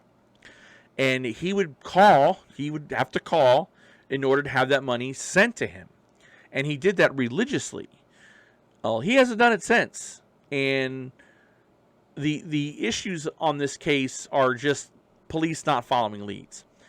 And if we look at Matthew's case, we just take a look at what we know. Matt, right before Matt went missing, he wanted to get out. He had talked to family about trying to get a bus ticket or leave Orlando, try to get home. Matt owed money to some suspicious characters who dealt in narcotics, Joel Nelson and Jamal Bailey. Jamal Bailey had Matt's suitcase, and again, Matt, right before Matt went missing, he had all packed up out of the hotel. According to Keisha, his stuff was already packed up and he was ready to leave. But this guy, who I guess he owed money to, had his suitcase, but didn't have Matt. So how did he get Matt's suitcase? And it is the family's belief that Keisha may know more. I do know that when we had worked this case, and even months after, that she had still been cooperating with law enforcement and the family, but there was another guy that got involved with Keisha who, I believe, I don't know if it's her cousin. It's a relative, of course, and they, people were still asking questions. The family was still asking questions of Keisha, and she wanted nothing to do with it. At the end of the day, Orlando PD it has to follow the where the case leads them, and the leads are going to be this Joel Nelson and Jamal Bailey, and also searches have to be done for Matt. Now, Matt's mother Carla has been to Orlando several times since he's gone missing. They raised money. They had a benefit earlier in the year for Matt to get more people looking for him, and a private investigator and doing searches. But ultimately, it comes down to the police following the leads, and they're not doing it. And that's what needs to happen. In order for, again, is it the stigmas that turn the cops off to looking for these people? And it's unfortunate that Matthew, meets two of what I call the four stigmas of missing. And, he's got the substance abuse, the mental health issue, but he's still missing. He didn't disappear by himself. I believe someone helped him disappear, and not voluntarily. That's what I'm trying to say. We need your help. We covered Matt, episode 12, and on the Weekly Remind. He's a white male, brown hair, brown eyes. He's got some tattoos, 2 conjoined flags, an American and Italian flag on the right shoulder. He's got playing cards with dice on his inner forearm. If you have any information on the whereabouts of Matthew Vetromel, please contact the Orlando Police Department. They are awaiting your call, 321-235-5300. Again, that's 321-235-5300. And you can always email me, stevestone at thegrimmtruth.com. That's stevestone at thegrimmtruth.com. And if you need to, you can remain anonymous. Our next case that we're going to review is that of Tyquan Smith Sims. We did this on episode 13. Again, these podcasts are still available. We even though we switched to YouTube, the podcasts are still available to listen to audio wherever you get your podcasts. Again, that's Stitcher, Spotify, iHeartRadio, Apple Podcasts. You can listen. So episode 13, we did Tyquan Smith Sims. Tyquan went missing in Greenwood, Mississippi on February the 15th, 2021. This case is another one where mental health is an issue. Tyquan was not doing well. He had become acting odd and violent, and his mom and gathered up the family and took him to a hospital in Greenwood. The long and the short of it is that they were trying to calm him down. The hospital would not give him any medication to calm down. He became severely agitated to the point where his mother said, "Hey, we need help." He was tearing up the sink. He was just he was getting really edgy. One of the orderlies had even told the nurses there at the hospital, "Hey, you can override it. You can give him something." So when they tried to give Tyquan the medication, he leaps off the bed, out the room, and out the door. During this time period, if you guys remember, in Texas, Mississippi, Oklahoma, there was this huge snowstorm around this time. It was bitterly cold, and this was a huge storm. Tyquan is seen running out of the hospital with 2 security, I think there's security orderlies following suit, and they lose him. And that wasn't the only thing that got lost. So Tyquan is missing, and then there's camera footage that Greenwood LaFleur Hospital was supposed to have had, and excuse me, it shows Tyquan running to I want to call it maybe as a river or a gully area where water flows. He had taken off his clothing. It's bitterly cold, and then that's it. There's no more footage. The law enforcement agency responsible, the LaFleur County Sheriff's Office, they were supposed to get the footage from the hospital and review it.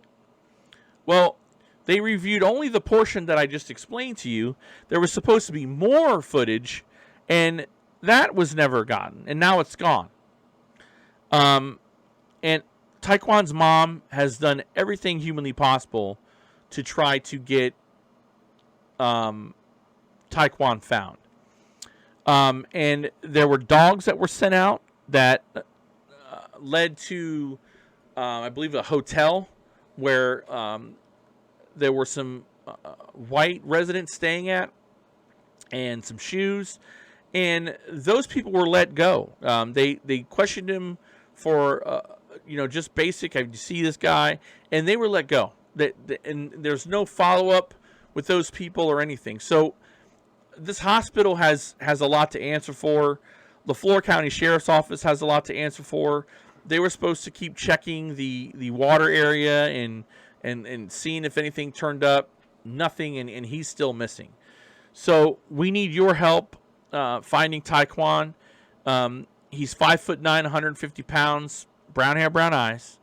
Again, last seen near the riverbank by Greenwood LaFleur Hospital on early in the early morning hours of February the 15th, 2021. If you have any information on his whereabouts, please contact the LaFleur County Sheriff's Office, 662-453-5141. Again, that's 662-453-5141, or the Greenwood Police Department at 662-453-3311. You can also email me, stevestone@thegrimmtruth.com. A lot of cases we covered this year, and we're still not done yet. One of the other cases that we covered was that of Linda Barnett. This was another case that we were referred to by the Missing East Texas 8 and Beyond. Linda Barnett, we covered her in episode 13 as well, and on the Weekly Rewind. She went missing from Amarillo, Texas on July 5th, 2020. She was living with this gentleman, Charles Comstock. And Comstock had been known to physically abuse Linda. And there was a fight the day before she ends up missing. There was a witness that stated she heard arguing coming from their apartment or their room, and that's it. She heard the argument and it got all quiet. And Linda had been missing and nobody knows where she is. I talked to Linda's sister. We interviewed her, and everything pointed to Charles Comstock. And he had also, after Linda went missing, used Linda's SSI money until they got it shut off.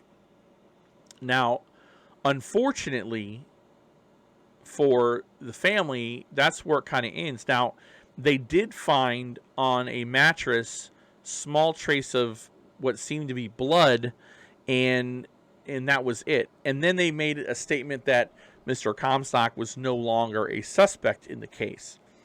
Now, with that being said, there seems to be a theory, my theory, that I firmly don't believe that anybody else had anything to do with Linda's disappearance except for Charles. They didn't go anywhere. They didn't associate with too many people. It was just those two. And he was just leeching off of her. He didn't work. All he did was drink. Since we did the episode on her, it's believed that Charles is living on the street, and he's really not hanging around in that area in Amarillo anymore, and nobody knows where he is.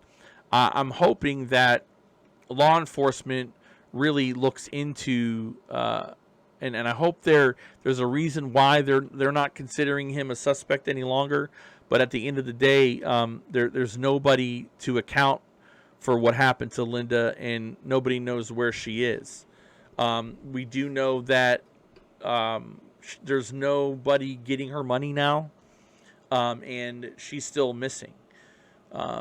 She's 38 years of age, 5'2", 90 pounds at the time of her disappearance, with brown hair, green eyes. She wears glasses. She has a scar across her nose, and she walks with a limp. She does not have medication that she needs. She does require medication.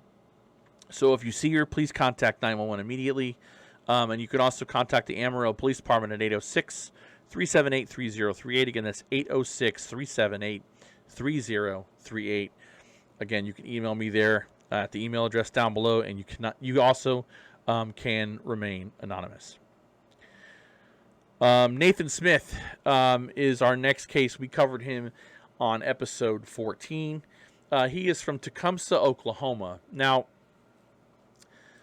the thing about Nathan's case is there was a bunch of stories about what happened to Nathan.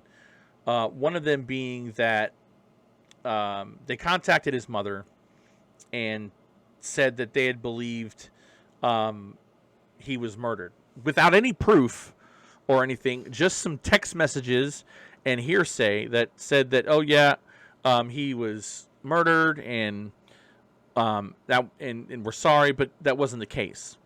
There was also a white truck that had I've seen the video of the pursuit. There was a white truck that was being pursued, and the rumor was that he was inside of that truck. It crashed.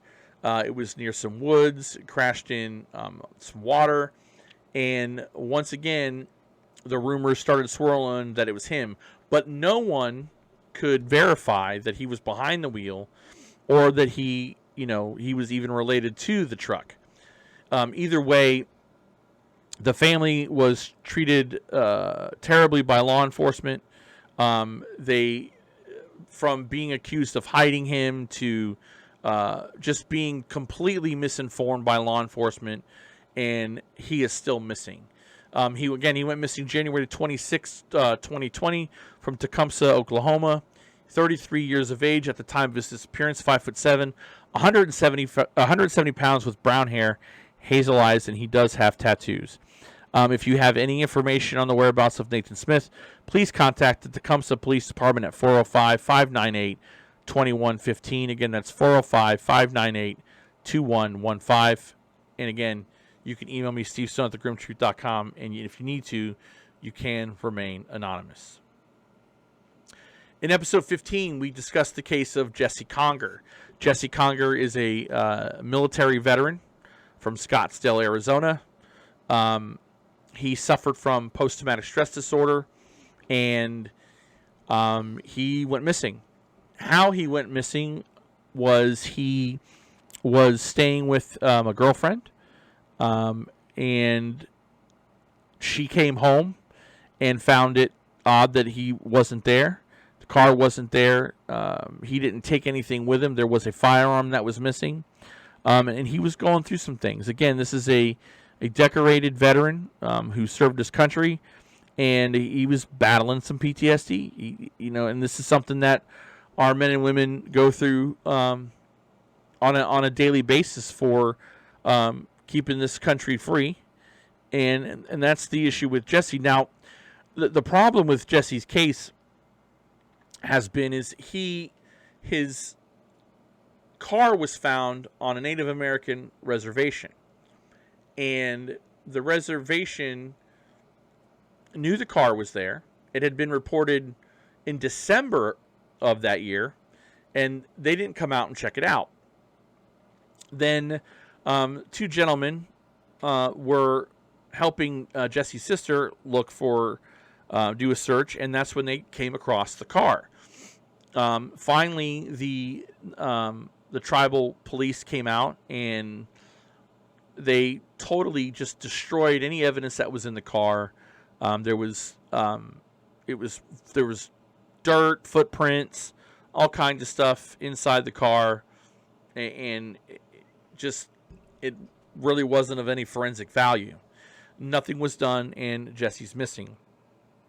The other problem is the tribal council has denied access to the family to do any search, which unfortunately is their sovereign right. Native American land is sovereign, and they have a right to deny access to their land. However, um, it would be nice of them to allow people to go on the land and look. Furthermore, there was a story. The legal counsel for the tribe stated that Jesse, they have the theory that Jesse parked there, got on a train, and took off. And there's been no evidence of that whatsoever. And they're still looking for Jesse. If anybody has any information on the whereabouts of Jesse Conger, you can contact 619-871-7097. Again, that's 619-871-7097. You can also email me, stevestone@thegrimmtruth.com. Again, that's stevestone@thegrimmtruth.com. In this year, we had 2 cases in Missouri, the West Plains area of Missouri. And one of those definitely has been one that's been highly contested and talked about, and that's the case of Ira Lee Briscoe. Now, another person that was with Ira Lee Briscoe at the time of his disappearance was Lyman Little. I was unable to put Lyman's picture in here. It was a corrupted file, and I will edit the video later and make sure it's in there. Ira Lee Briscoe went missing from West Plains, Missouri on December the 17th, 2020. There was a group of people that really are involved in this down to the core, and one of them is currently in jail on separate murder charges. No one has been arrested in connection with Ira or Lyman's disappearance. With that being said, though, there's a lot of talk and a lot of innuendo that this person and others, another gentleman by the name of Tanner, were involved or could have been involved in the disappearance of Ira.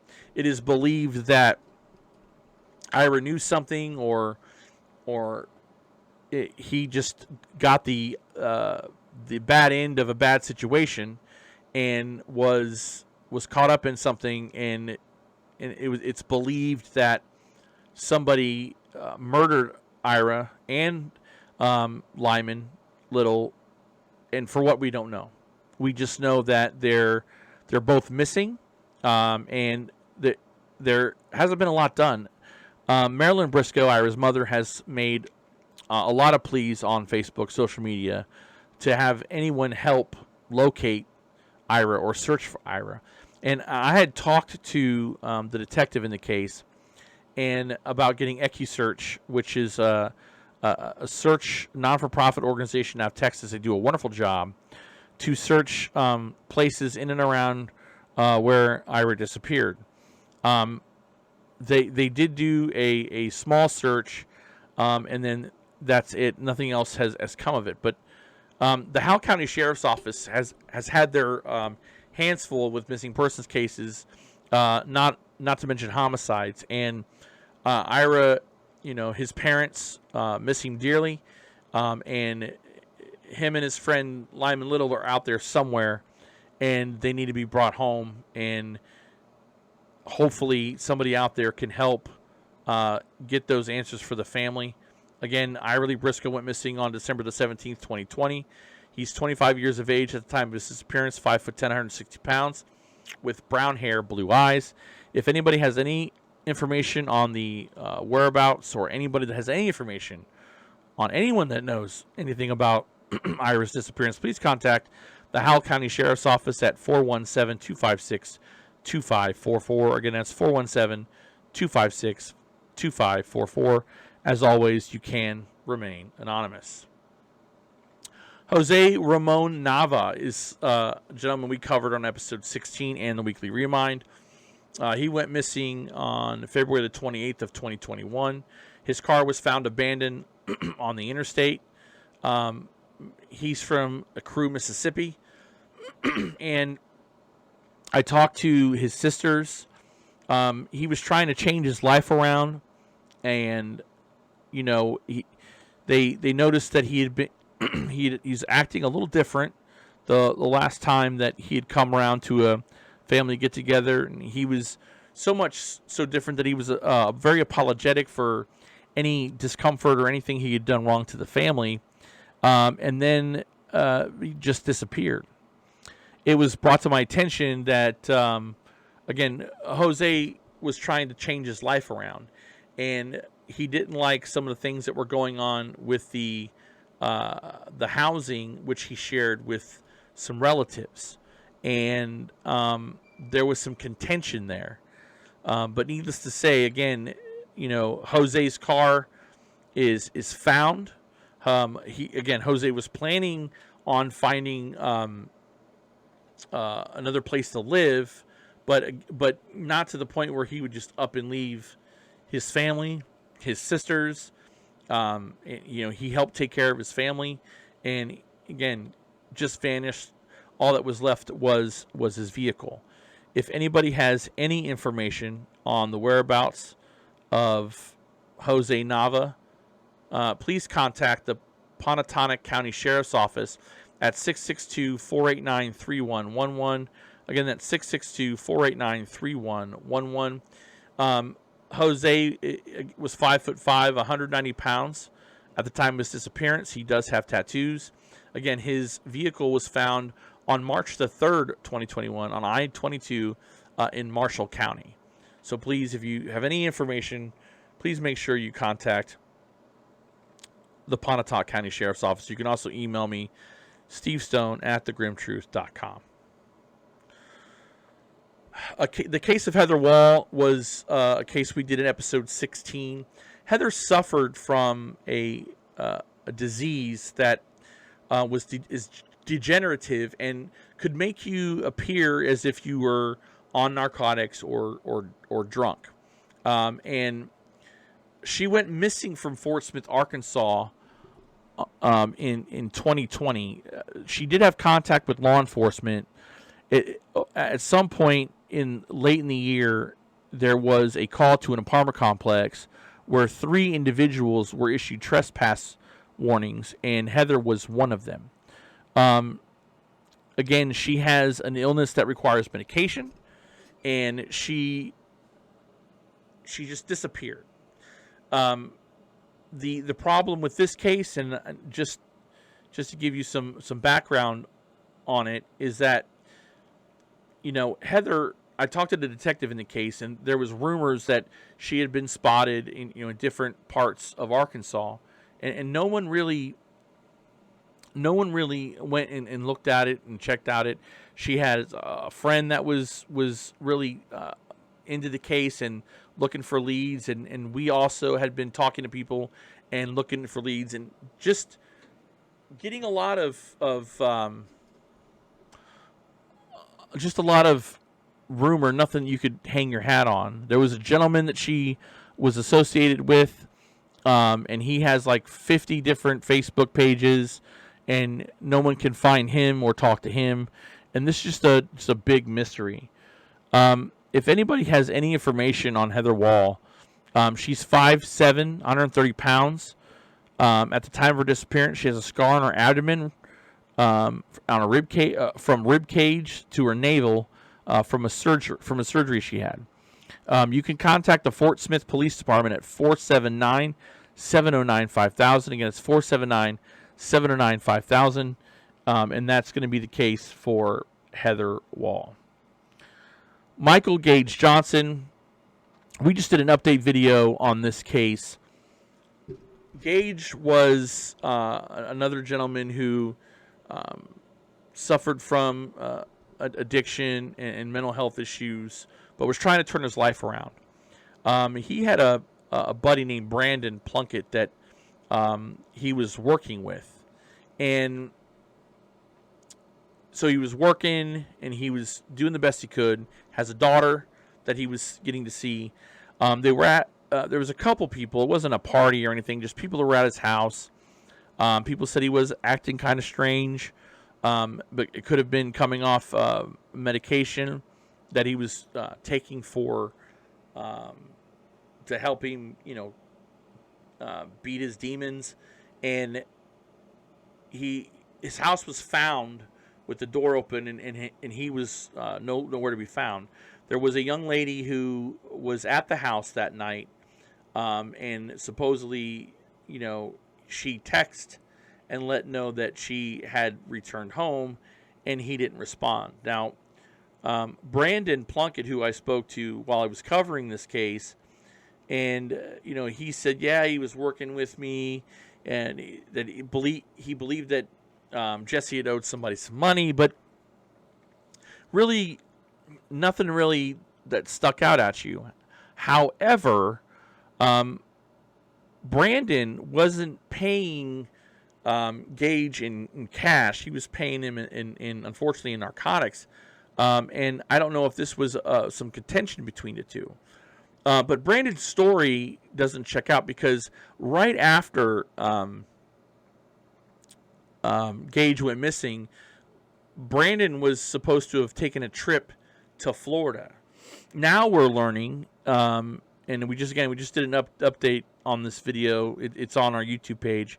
I'll put it in the description below. We find out that Brandon, who has an addiction problem himself to methamphetamine, was in Mississippi around the time, and people believe that he took Gage to the Mississippi area at the time of his disappearance.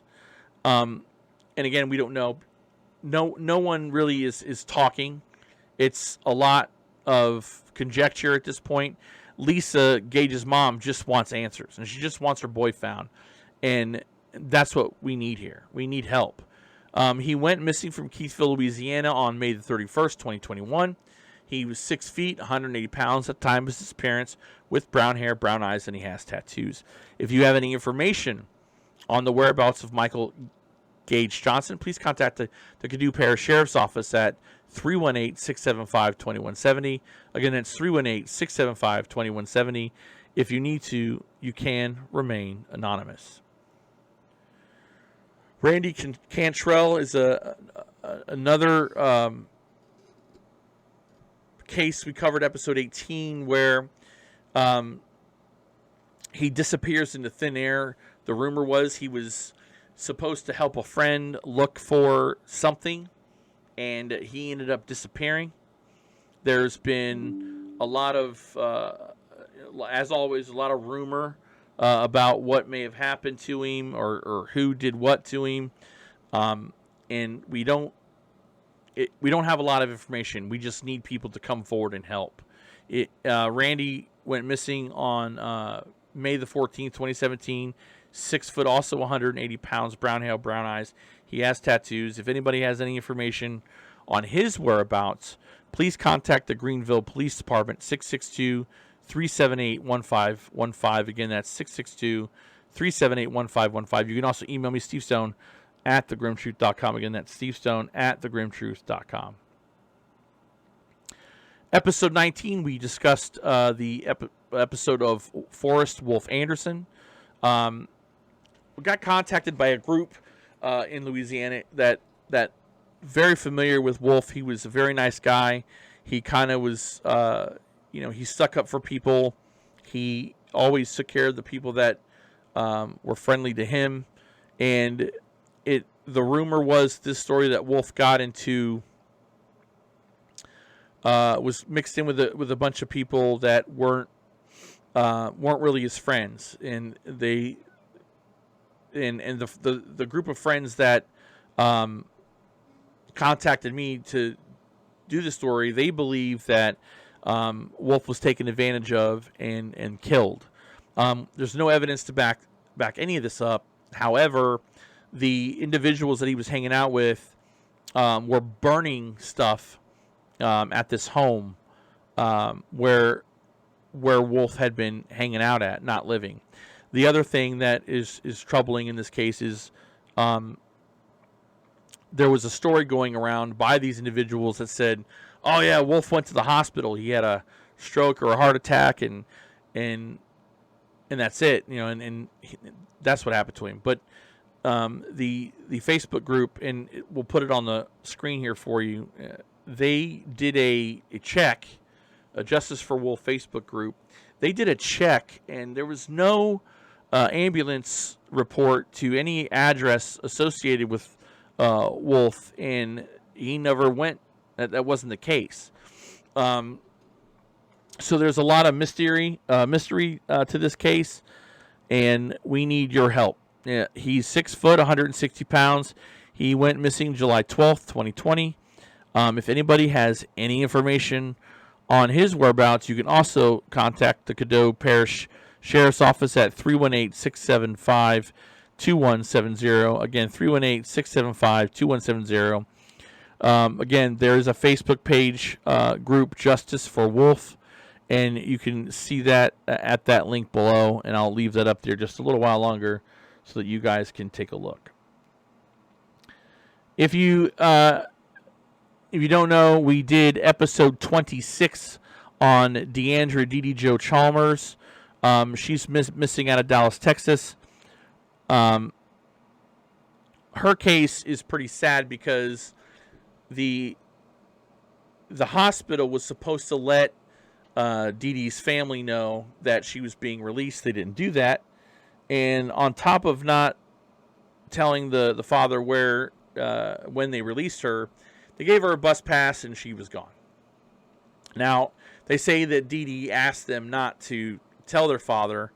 And at the end of the day, they knew that Dee Dee and the problems that she has with mental illness, and the family feels that the hospital was negligent by letting her go without contacting. Furthermore, they didn't know she had left the hospital until Dee Dee's father, Johnny, got a phone call from Dee Dee, and in the phone call, she says, "Daddy," and the phone disconnects.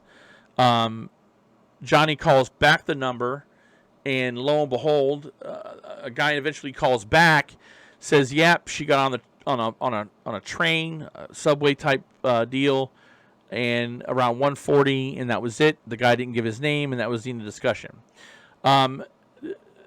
The Detective Carrington of the Dallas Police Department, has really not done a whole lot. You can't get a hold of anybody. I know this because I've tried. Can't get a hold of anyone, and no one. They have not been very kind to the family, to say the least, and to let the family know, hey, Dee Dee's not the only one missing. Well, we obviously know that Dee Dee's not the only missing person in the world, but to them, Dee Dee is the only missing person in the world. To the family, and not doing your job and finding Dee Dee is just a slap in the face, and I think that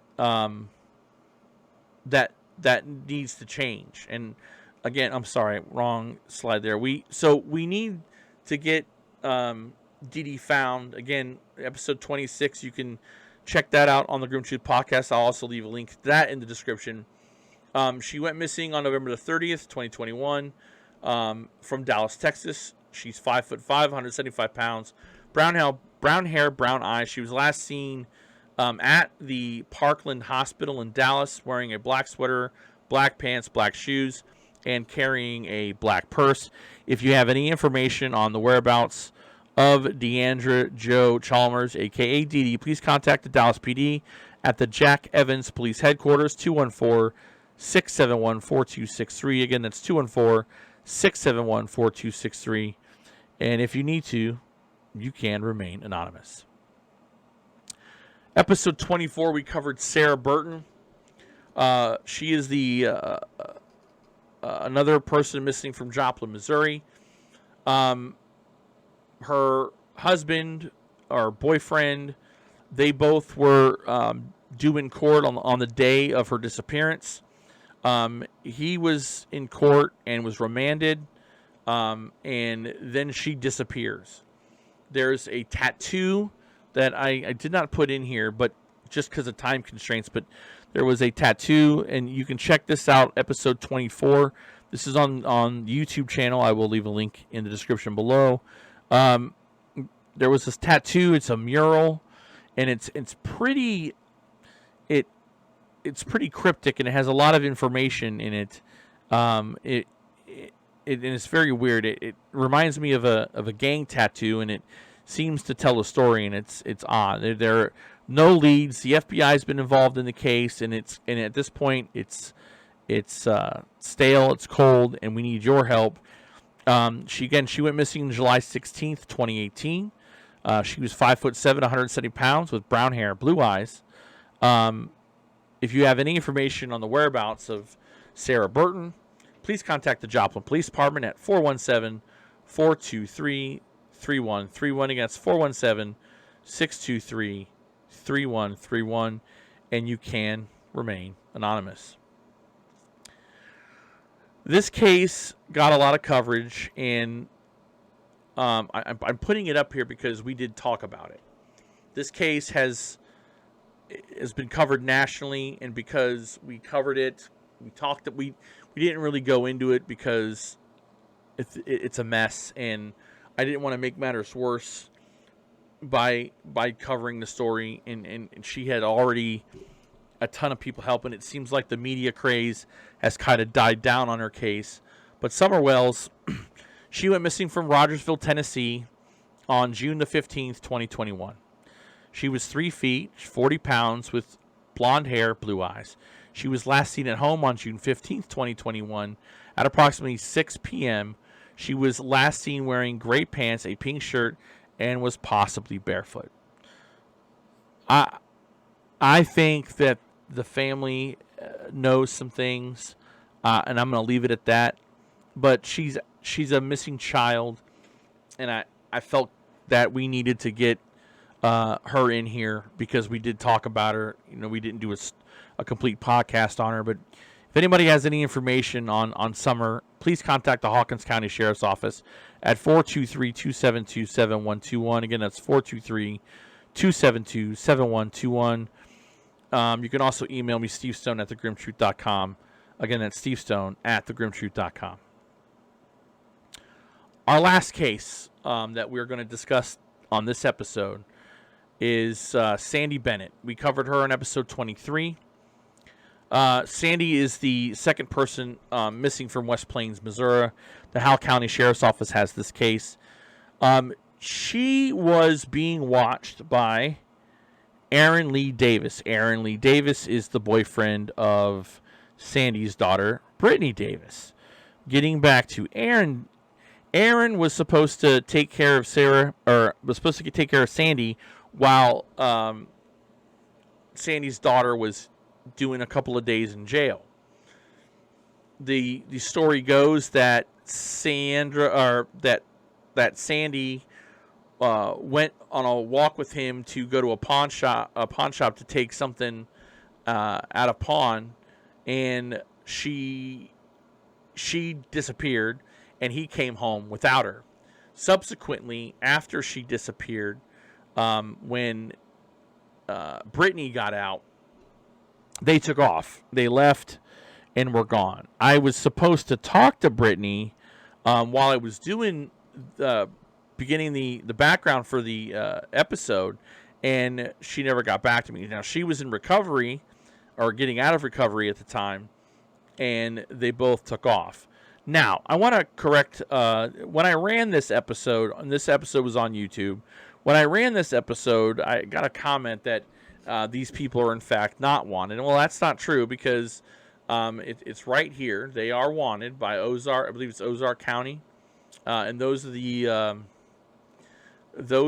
the charges that she is wanted for, and then here is the charges that he is wanted for: stealing firearm / explosive weapon / ammonia nitrate times 5. Wow, that's all I can say.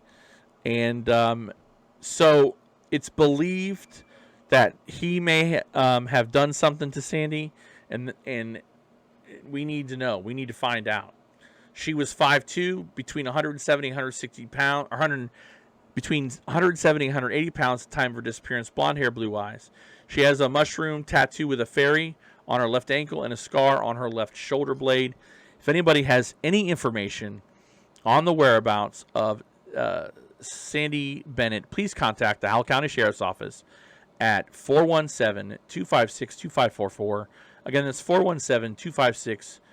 2544. As always, you can remain anonymous. I can't tell you what a wonderful year it's been, as challenging as it's been, and as its ups and downs. Being able to help the families and get their stories out has been wonderful. And this has been a learning experience for me as we move forward. And I look forward to 2022 of doing, not just doing the podcast, but doing more for the missing and making sure we get the word out. I want to thank all of the families that have allowed me to tell their story about their loved one, in order to get them the truth and the answers they need, so that they can get the answers they're so desperately looking for, and maybe to bring their loved one home. And I want to thank all of you for following and watching and supporting the podcast through everything this year, and as we continue to be a voice for the voiceless in search of the truth. This has been a long video, I'm glad that we all got through it. And make sure that if you want to help and you want to continue progressing the podcast, all you have to do is subscribe to the Grimm Truth Podcast YouTube channel, hit the notification bell so you never miss an episode, leave a like and a comment. If any of these stories you have questions, comment down below, let me know, and I'll be happy to get back to you. We're going to take a couple of weeks off, and then we're going to get right back at it the first part of the year. Again, thank you so much for tuning in. Thank you for watching. I'm Steve Stone, and this has been the Grimm Truth Podcast.